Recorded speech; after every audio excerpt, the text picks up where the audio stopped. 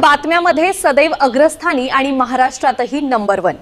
आपण पाहत आहात महाराष्ट्र न्यूज 1। भास्तन घाटातील कारवाईनंतर अज्ञातांनी बोट नेली। भेंडवळ घाटाजवळून सापडून कटोरा घाटातून जप्त।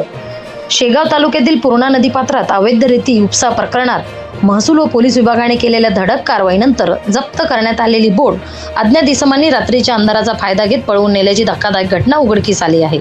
मात्र प्रशासनाने हार न मानता तब्बल 29 तासाच्या शोध मोहिमेनंतर संबंधित बोट पुन्हा ताब्यात घेतली।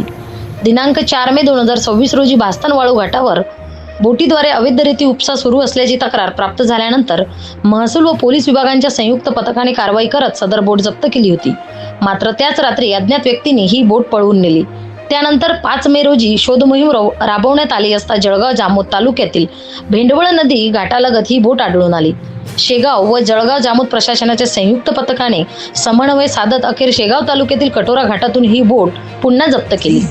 सदर संपूर्ण कारवाई 29 तास चालली असून बोट पुढील कारवाईपर्यंत पोलीस स्टेशन जलम येथे अटकाव करून ठेवण्यात आली आहे। ही कारवाई माननीय खामगाव यांच्या आदेशानुसार व मार्गदर्शनाखाली पार पडली। यामध्ये तहसीलदार शेगाव, नायब तहसीलदार मंडळ अधिकारी, ग्राम महसूल अधिकारी, महसूल सेवक तसेच जलम पोलीस स्टेशनचे ठाणेदार, पोलीस कर्मचारी व पोलीस पाटील यांचा सहभाग होता। दरम्यान जप्त बोट पळवून नेण्याच्या प्रकरणी पोलीस स्टेशन जलम येथे पुन्हा नोंद करण्यात आला असून पुढील तपास सुरू आहे। महाराष्ट्र न्यूज 1 साठी संपादक इस्माईल शेख, बुलढाणा।